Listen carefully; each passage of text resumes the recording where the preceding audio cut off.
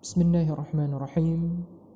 Assalamualaikum warahmatullahi wabarakatuh.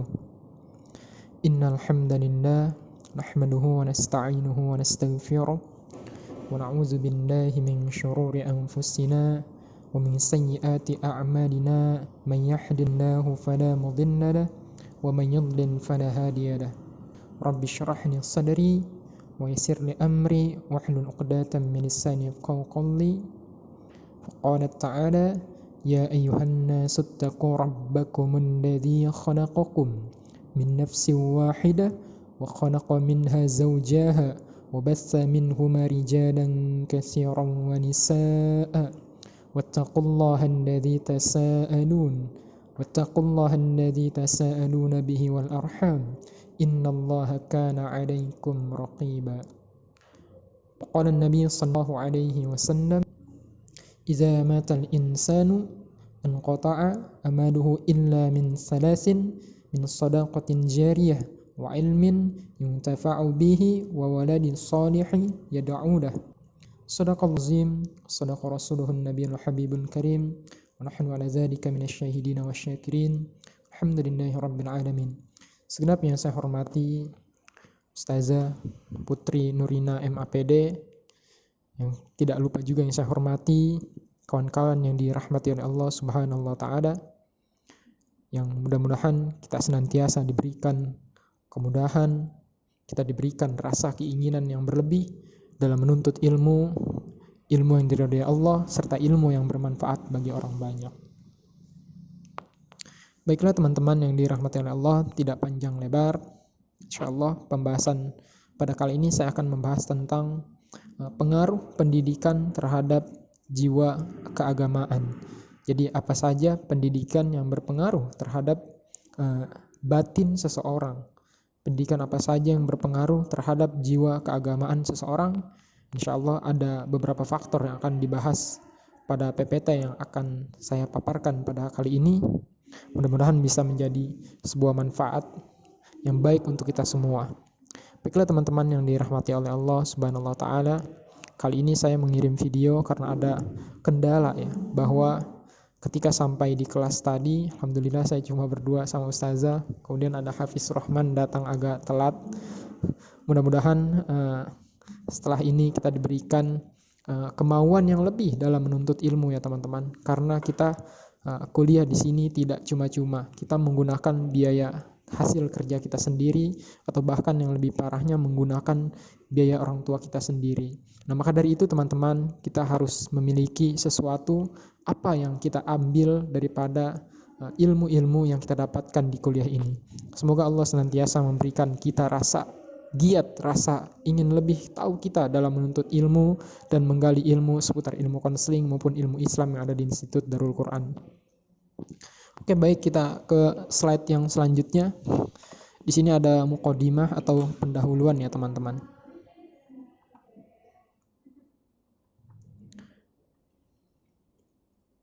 Nah, para ahli masih belum tahu pasti akan kesepakatan tentang asal-usul jiwa keagamaan seorang ya teman-teman.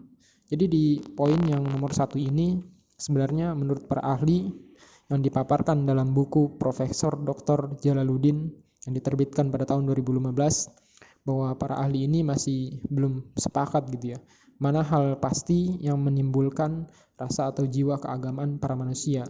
Ini pendapat para ahli yang dipaparkan dalam buku tersebut. Kemudian di poin yang kedua, namun pada umumnya mereka mengakui peran pendidikan dalam menanamkan rasa dan sikap keagamaan pada manusia. Itu poin yang kedua. Kemudian yang ketiga, dengan kata lain, pendidikan dinilai memiliki peran yang penting dalam upaya menanamkan rasa keagamaan pada seorang anak. Jadi poin yang ketiga ini, pendidikan sangat berpengaruh bagi seseorang dalam menanamkan rasa keagamaannya. Kemudian yang keempat, melalui pendidikan pula dilakukan pembentukan keagamaan tersebut. Nah, jadi di sini ya, peran pendidikan dalam membentuk keagamaan seseorang ya, itu sangat berpengaruh dari mana berasal pendidikan dia. Nah, insyaallah kita akan membahas 3 unsur ya. Yang pertama itu ada unsur dari keluarga, kemudian yang kedua ada dari lembaga, yang ketiga itu dari masyarakat itu sendiri. Ya, kita ke definisi pendidikannya terlebih dahulu, teman-teman. Di sini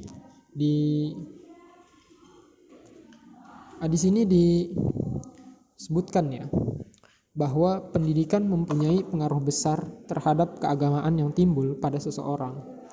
Karena jiwa keagamaan yang dimiliki seseorang paling besar dipengaruhi oleh pendidikannya. Nah, sebelum masuk ke definisi pendidikan di poin yang pertama ini, jiwa keagamaan timbul pada seseorang karena pendidikannya tersebut seperti apa gitu.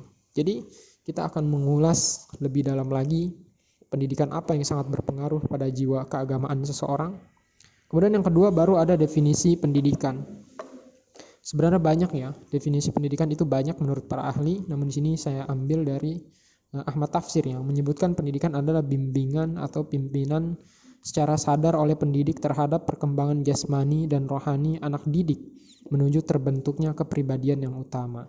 Nah, jadi itu menurut Ahmad Tafsir ini bahwa tujuan pendidikan itu terbentuk kepribadian yang utama. Jadi mau dibentuk menjadi apa ini orang ini dididik? Menurut Ahmad Tafsir seperti demikian. Kemudian pendidikan menurut Islam yaitu bimbingan yang diberikan kepada orang yang lain agar berkembang sesuai dasar-dasar ajaran Islam. Kemudian pendidikan menurut ajaran Islam adalah bimbingan kepada seseorang agar orang tersebut menjalankan hidupnya baik di dunia maupun di akhirat itu sesuai dengan dasar-dasar ajaran Islam. Seperti itu. Kemudian di slide yang selanjutnya, teman-teman, di sini ada hal yang paling penting ya, yaitu pendidikan keluarga. Pendidikan keluarga mencakup seluruh aspek dan melibatkan semua anggota keluarga, mulai dari bapak, ibu, dan juga anak. Nah, di sini ya, jadi di pendidikan keluarga ini yang pertama disebut adalah seorang bapak ya, atau pemimpin daripada rumah tangga tersebut. Semua orang itu bakal jadi wali ya, terutama laki-laki, yaitu wali daripada anak-anaknya. Nah, namun yang lebih penting adalah pendidikan itu wajib diberikan orang tua yang lebih dewasa ya kepada anak-anaknya. Nah, itu. Jadi pendidikan kan sama siapa aja nih, tapi yang lebih berperan utama itu orang tuanya sebagai orang dewasa yang pertama dikenal oleh anak-anak tersebut. Nah, kemudian ada sebuah kisah menarik ya. Ada peneliti dari Prancis yang bernama Itard dan Sanguin ya. Nah, di sini dalam kisah ini kita lebih mengaitkan seseorang terhadap pendidikan pertamanya ya. Nah, dua seorang bayi manusia yang ditemukan dalam gua, dan dua manusia ini dikisahkan diasuh oleh hewan serigala. Nah, kisah ini ada di buku psikologi ya yang ditulis oleh Profesor Dr. Jalaluddin, bahwa seorang ilmuwan itu ketika berkunjung sebuah gua menemukan dua orang bayi ya, dan lebih memprihatinkannya lagi, bayi ini bukan diasuh dengan manusia, melainkan dengan serigala. Nah, ketika ditemukan di dalamnya itu, bayi tersebut berlaga atau bersikap selayaknya bagaimana serigala gitu. Bayi ini bahkan gigi taringnya ini lebih panjang daripada gigi yang lainnya. Dia tidak bisa berbicara apa-apa selain mengaum seperti serigala tersebut. Nah, kemudian ada kisah juga nih ke sebelah kirinya nih, ke tanda panah sebelah kanannya nih. Itu ada anak bernama Manu di India. Nah, ini yang lebih aneh lagi. Ditemukan di usia 14 tahun baru ketahuan. Sama, diasuhnya juga dengan seekor serigala. Nauzubillah. Nah, sama anak ini berlaga seperti layaknya serigala. Bahkan yang di India ini dikisahkan ketika dia tanpa busana, tanpa pakaian, dia dapat bertahan di cuaca ekstrim layaknya binatang yang ada di alam liar. Nah, seperti itu. Nah, kedua anak tersebut meninggal setelah beberapa tahun diselamatkan oleh manusia. Nah, jadi kedua anak ini ketika diselamatkan, dia itu diajarkan bagaimana layaknya hidup seperti manusia biasa. Namun karena pendidikan yang telah mempengaruhi jiwanya adalah layaknya seperti serigala, maka anak ini tidak bisa beradaptasi, tidak bisa hidup layaknya manusia biasa, lalu akhirnya tragisnya anak ini meninggal. Seperti itu teman-teman, kisah yang diambil dari buku Profesor Dr. Jalaluddin. Kemudian ada di slide yang selanjutnya teman-teman. Ini ada hadis dari Nabi Shallallahu Alaihi Wasallam bahwa disebutkan kullu mauludin, setiap bayi yang dilahirkan, yuladu ala fitrati, dilahirkan dalam keadaan suci. Fa'abawahu, nah maka yang di sini adalah kedua orang tuanya yang mengubahnya ini, entah itu menjadi seorang Yahudi, Nasrani, ataupun Majusi ya. Ini disebutkan dalam hadis riwayat Bukhari dan Muslim. Nah, menurut Rasul Shallallahu Alaihi Wasallam dalam tafsir hadis tersebut, bahwa setiap bayi yang dilahirkan sudah berpotensi beragama teman-teman. Kita kan dikisahkan dalam Al-Quran, kita ini sebelum ditiupkan ruh kita ini oleh Allah Subhanahu Wa Taala di usia kandungan 4 bulan, kita ini ditanya oleh Allah, siapa Tuhan kita gitu. Maka kita ini menjawab bahwa Tuhan kita itu adalah Allah Subhanahu Wa Taala. Oleh karena itu bayi yang baru lahir kemudian dia meninggal, maka bayi ini tetap dihukumkan dia ini Islam dan masuk surga dengan selamat. Nah, namun untuk keyakinan agama yang dianut anak, sepenuhnya ini tergantung dari bimbingan orang tuanya. Bayinya ini dari lahir, dari di rahim orang tersebut itu sudah Islam. Namun karena lahir kemudian dididik bukan dengan orang Islam, maka jiwa keagamaan yang terpengaruh dalam bayi tersebut, maka dia menjadi Nasrani, Yahudi, ataupun Majusi. Nah, ini menurut hadis dari Nabi Shallallahu Alaihi Wasallam. Nah, kemudian ada langkah orang tua dalam memilih pendidikannya. Nah, di sini ada disebutkan yang pertama sebelah kanannya, memelihara dan membesarkan anak bagi setiap orang dan merupakan bentuk yang alami untuk mempertahankan kelangsungan hidup anak. Itu poin yang pertama. Kemudian yang kedua, melindungi dan mengayomi baik secara jasmani ya, dan dari berbagai gangguan penyakit dan menghindari dari pelecehan tujuan hidup. Kemudian memberikan pengajaran dalam arti yang luas sehingga anak memperoleh peluang untuk memiliki pengetahuan dan kecakapan. Kemudian yang keempat, membahagiakan anak dunia maupun akhirat dengan ajaran Islam. Nah, ini tujuan berumah tangga yang sesungguhnya adalah membawa keluarga tersebut ke jalan Allah hingga surganya Allah. Amin ya rabbal alamin. Kemudian asani atau yang kedua ya. Tadi yang pertama ya. Pertama pendidikan yang berpengaruh pada jiwa keagamaan itu adalah dari keluarga. Kemudian asani yang kedua itu adalah dari kelembagaannya. Nah, kelembagaan ini apa teman-teman? Nah, di sini ada Quran surah ketiga ayat 37 atau surah Ali Imran ya. Ayat 37, fataqabbalaha, maka dia Allah, rabbahu, fataqabbalaha rabbahu, maka dia Allah biqabulin. Biqabulin ini dari asal katanya qabul, teman-teman, yang berarti menerima. Maka kalau kata orang berdoa, kabulkan doa kami ya Allah, maka itu berarti terimalah doa kami. Biqabulin hasanin, karena di sini terdapat huruf jar berupa ba ya, maka akhir daripada kalimat tersebut harus kasroh. Isimnya ini harus kasroh. Mana tanda isim di dalam sini? Yaitu adalah ada tanwin kasroh di dalamnya, maka itu merupakan tanda isim. Maka dibaca biqabulin hasanin, maka dia Allah menerima dengan penerimaan yang baik. Wa ambataha, membesarkannya. Wa ambataha nabatan hasanan, kemudian membesarkannya dengan pertumbuhan yang baik. Wa kaffalaha Zakaria, dan menyerahkan pemeliharaannya kepada Zakaria. Nah, kenapa saya menyematkan ayat ini dalam PPT saya, teman-teman? Karena di poin ini ya, pendidikan kelembagaan itu dikisahkan bahwa Ali Imran itu bukan seorang nabi, namun kisahnya disematkan dalam Al-Quran karena banyak faktor atau banyak kisah beriman yang sangat baik dan menjadi suri tauladan bagi umat Nabi Muhammad pada zaman kita ini. Nah, di sini disebutkan bahwa keluarga Imran itu menyerahkan pemeliharaan anaknya ini. Anak Ali Imran ini memiliki anak namanya Siti Maryam, diserahkan kepada Zakaria ini untuk dididik, kawan-kawan yang dirahmati oleh Allah. Jadi kalau kita sebagai keluarga, sebagai ayah dan ibu merasa tidak mampu untuk mendidik anak, merasa ilmu kita kurang lebih, contohlah ilmu agama, maka alangkah baiknya kita ini menyerahkan anak kita ini atau mendidik anak kita ini ke lembaga. Nah, lembaga seperti apa sih teman-teman? Nah, di sini disebutkan ada jalur pendidikan di sini. Yang pertama, untuk menyelaraskan diri dengan perkembangan kehidupan masyarakat, seseorang memerlukan pendidikan. Nah, jadi untuk bersaing di masyarakat kita memerlukan pendidikan. Nah, sejalan dengan kepentingan tersebut maka dibutuhkan lembaga yang namanya pesantren. Nah, itu pesantren dan sekolah yang tujuannya untuk mengembangkan pendidikan. Nah, dalam sejarah banyak yang dihasilkan oleh pendidikan agama melalui kelembagaan pendidikan khusus seperti pondok pesantren. Nah, kemudian di sini yang biru ini yang ketiga ini bahwa banyak orang ahli agama itu rata-rata keluarnya dari pondok pesantren.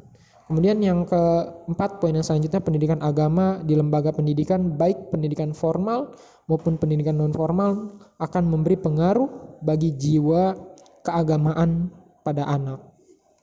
Seperti itu ya. Jadi perlu menyerahkan anak kita kalau kita merasa tidak berkompetensi ya, baik kepada sekolah maupun pesantren.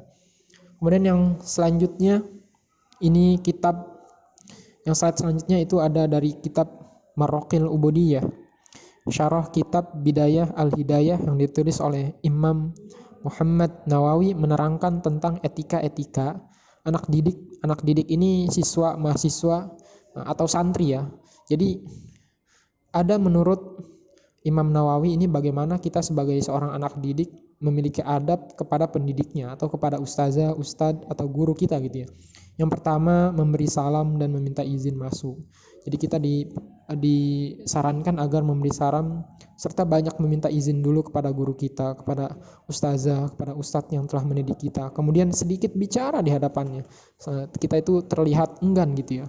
Tidak berbicara selama tidak ditanya oleh gurunya nih, poin yang ketiga nih. Jadi kalau gurunya tidak bertanya, dia itu diam gitu ya, menghormati gurunya gitu. Atau kalau kita mau berbicara dengan beliau, kita izin dulu, mohon maaf dulu gitu, sebagaimana menunjukkan sifat sopan kita kepada seorang guru. Kemudian yang keempat, tidak menanyakan sesuatu sebelum meminta izin kepada gurunya. Nah, ini kepada gurunya terlebih dahulu. Nah, kemudian ketika itu yang kelima, tidak menoleh ke kanan dan ke kiri ketika sedang bersama guru, apalagi guru sedang berbicara ya.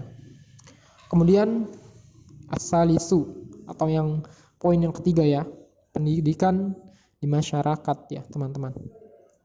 Nah, jadi pendidikan yang berpengaruh terhadap jiwa keagamaan yang selanjutnya adalah pendidikan kita di masyarakat itu seperti apa ya. Poin yang satu disebutkan menunjukkan bahwa lingkungan sekitar mempengaruhi perkembangan jiwa keagamaan pada anak didik ya, teman-teman. Nah, jadi lingkungan sekitar ini sangat berpengaruh bagi anak didik. Kemudian yang kedua, pendidikan di sekolah hanya berlangsung saat tertentu saja. Nah, ini. Sedangkan pendidikan di masyarakat berlangsung seumur hidup. Kalau kita sekolah gitu ya, kalau kita anaknya nggak disantrenin gitu, pasti bakal balik lagi pulang dan kembali ke masyarakatnya itu. Nah, ini masyarakat pun akan berpengaruh bagi pendidikan keagamaan orang-orang tersebut ya. Maka dari itu pendidikan lingkungan memberikan kontribusi dalam rangka membentuk jiwa keagamaan. Nah, pendidikan di masyarakat juga sama, memberikan kontribusi atau memberikan pengaruh pada jiwa keagamaan seseorang. Nah, kemudian alhamdulillah dari sini dapat disimpulkan bahwa peran masyarakat dalam membentuk jiwa keagamaan akan sangat tergantung dari seberapa jauh masyarakat tersebut menjunjung norma-norma keagamaan itu sendiri. Jadi kalau kita tinggal di masyarakat yang religius, insya Allah para keturunan kita pun akan sama seperti demikian. Tapi kalau kita tinggal di masyarakat yang minoritas, mau tidak mau kita harus lebih ekstra dalam mendidik anak tersebut, serta kalau mau menyerahkan anak tersebut kepada pesantren gitu ya, agar lebih mempengaruhi jiwa keagamaan yang lebih baik lagi. Kemudian slide yang terakhir adalah kesimpulan ya teman-teman. Peran pendidikan dalam mempengaruhi sikap dan jiwa keagamaan seseorang sangatlah besar. Karena pada dasarnya seseorang manusia itu dilahirkan dengan membawa potensi dasar. Nah, tadi ya fitrah ya teman-teman. Dan selanjutnya potensi tersebut dikembangkan dengan pendidikan. Nah, jadi anak ini dilahirkan dalam keadaan suci. Kemudian selanjutnya bagaimana pendidikan 3 faktor tadi, keluarganya, kemudian kelembagaannya dan masyarakatnya. Kemudian pentingnya pendidikan dalam mempengaruhi jiwa keagamaan seseorang dapat diibaratkan seseorang tanpa pendidikan akan sama seperti binatang tuh. Jadi kalau orang tanpa pendidikan, bahkan ada kisah nyata tadi, benar-benar sama sikap dan sifatnya seperti binatang. Nah, bahkan akan lebih jelek akhlaknya daripada binatang. Nauzubillah teman-teman ya. Oke, baik, syukron. Jazakumullah khairan kasir. Teman-teman yang telah menyimak sampai akhir. Semoga pembahasan saya pada hari ini akan menambah perbendaharaan kita seputar apa saja yang berpengaruh terhadap jiwa keagamaan seseorang. Adapun ada slide yang merasa kurang jelas bagi yang saya jelaskan pada kali ini, saya persilahkan teman-teman untuk bertanya. Saya akhiri di sini. Wallahu muwaffiq ila aqwamit thoriq. Assalamualaikum warahmatullahi wabarakatuh.